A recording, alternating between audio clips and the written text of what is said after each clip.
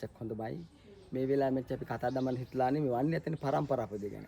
මොනේකද මේ රට පොජ්ජේ වන්නේ නැත්තු ගැන කතා දමන්දි මාම කැච්චක් එකමලා ඔය රූපතන මන්දු කරන යමකාල වලින් තනම තන පෙන්නුම් පොජ්ජි කරලා තිබෙනවා. තනවල් මාම කැච්චක් බොරු තැන එකමලුත් තිබෙනවා.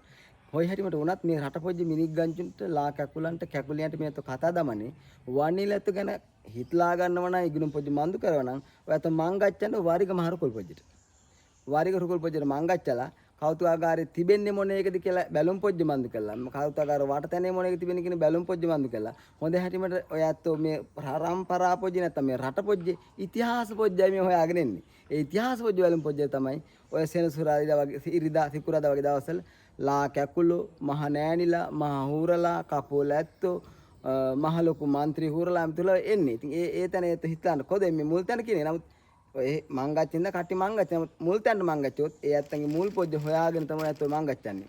ඒ නැතු වෙන මොන එකක්වත් කොද ඔය තැනට. ඉතින් ඒ හින්දා පරම්පරා පොජ්ජ ගැන හොඳ වාගේ හිතලානෝ නම් එතන බැලුම් පොජ්ජ මන්දු කරන වාරිග මහ රකුල් පොජ්ජට මංගච්චලා මේ මංගච්ච නායකයෙක් ඉන්නවන්නේ නැත්තු පරම්පරා පොජ්ජ මහ නායකයා. ඒ ඇත්තන් හම්බ වෙලා ඒ ඇත්තත් කතා දමාලා ඒ ඇත්තන් තොතුරිලුම් පොජ්ජ මන්දු කරලා පරම්පරා පොජ්ජ ගැන ඉගුණුම් පොජ්ජ මන්දු කරන කැකුලන්ට ආරාධනා පොජ්ජ කරනවා මන්දු කරනවා.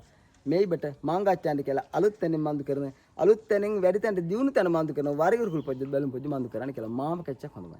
ඇති වෙනවා.